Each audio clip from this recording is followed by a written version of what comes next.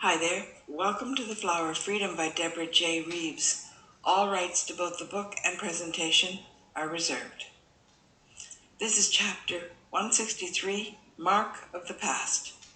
Before we begin reading, we'd like you to get settled in a comfy spot wherever you are, or project your imagination into the chair that we've provided in this setting.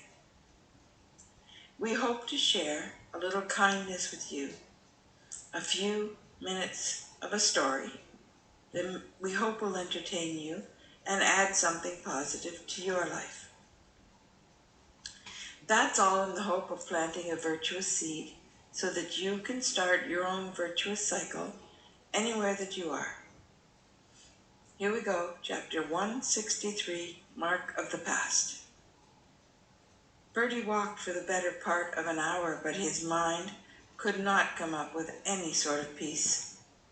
Once, when he was trudging with his head down, he ran headlong into a man wearing a blue ski jacket and a steel gray cap and gray suede gloves. He decided that his brain was scrambled when he glanced up to apologize to the man, and he thought he was looking into his own face. He shook his head and he ran off and he yelled, "Sorry," over his shoulder. He was convinced that he must be having a nervous breakdown and that he had to get back into the warmth of the hotel. He sped up even more when he glanced at his watch and he realized that it was 11:45. As Bertie came through the doors of the chateau, he saw Philippe in the lobby waiting to pay for the carriage ride. Bertie was not ready to talk, so he rushed by and into the elevator calling back, "I'll just get Bianca. It's really cold outside." He did not want Philippe to see his pain and confusion, so he turned his face toward the floor of the elevator.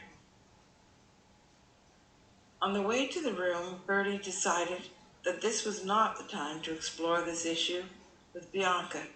He decided to wait until Philippe and Marie were gone tomorrow to understand what was up in his marriage. Did Bianca need protecting, or did he need to protect Alicia from her mother? When he got into the room, Bianca was partially dressed, and she was beaming a beautiful smile that faltered. "What's wrong?" she asked. Philippe was already downstairs. "It's very cold outside. I've been walking for a while, and I'm frozen solid," he said as he rushed into the bathroom and closed the door.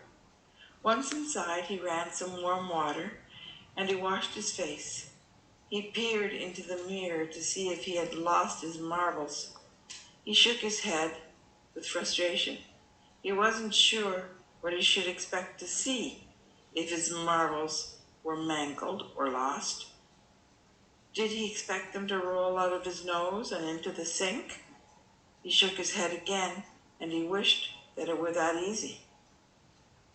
How, he wondered, would he be able to play nice and keep a happy face for the length of the carriage ride in such close proximity to Marie? It wasn't like he hadn't lied to Marie before, but she had some sort of radar about when he was keeping something from her, and that would be bloody inconvenient with Bianca sitting right next to him. He resolved to tell her that he had a headache if Marie started up. He thought that might do it, especially with Philippe there. Philippe was a soft touch, who always took Bertie's side when they were at the university. Philippe did not even have to hear Bertie's side of the story. He leapt in to defend Bertie right away. He had given Bertie a good dose of his opinion later, but in the moment, he was always on Bertie's side. Bertie just hoped that things hadn't changed now that he was going to marry Marie. Maybe that obligated him to take her side now. Bianca knocked just then, and Bertie came out.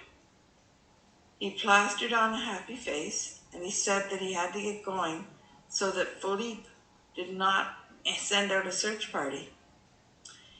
He left the room, saying that she should come down as soon as possible. Downstairs, Marie looked lovely as the elevator doors opened. She had that look of joy on her face when she saw Philippe. Philippe congratulated himself once more, and he repeated, "Faint heart never won fair lady." "Pardon?" Marie asked. "It's nothing. Your carriage awaits," he replied. The doorman opened the doors to the hotel, and the carriage driver handed Marie up into the carriage a few moments later. He had a big smile. He put a bearskin rug over her lap as she sat down, saying, "What a beautiful night for a carriage ride. Have you seen the stars tonight?" Standing behind the carriage, Philippe tipped his head back and he stared into the night sky. A solitary fat snowflake drifted on the breeze, and he spontaneously stuck out his tongue to catch it. Marie could suddenly see exactly what he looked like as a little boy when he grinned a guilty grin. "Wait here, I'll hurry Bertie along," he said, as he bolted back into the hotel. Marie sat there snuggled under the warm rug, with her cheeks feeling the tingle of cold, and she risked the elements by pulling off one mitten. She looked at her ring. She daydreamed about their wedding. She was just thinking about walking up the aisle with her papa on one side and Uncle Aki on the other, when she felt the dip and jostle of the carriage. Almost immediately, she heard the carriage driver say, "I'm just moving ahead under the archway to block the wind for the horse, mademoiselle." She thought his voice sounded a little stressed, but she attributed that to the cold. She went back to her pleasant imaginings of Philippe smiling at her as she came down the aisle of her childhood cathedral. That's the end of chapter 163. We look forward to you being here for chapter 164. That's called Past, Present. And I remain your friend Deborah. Bye-bye.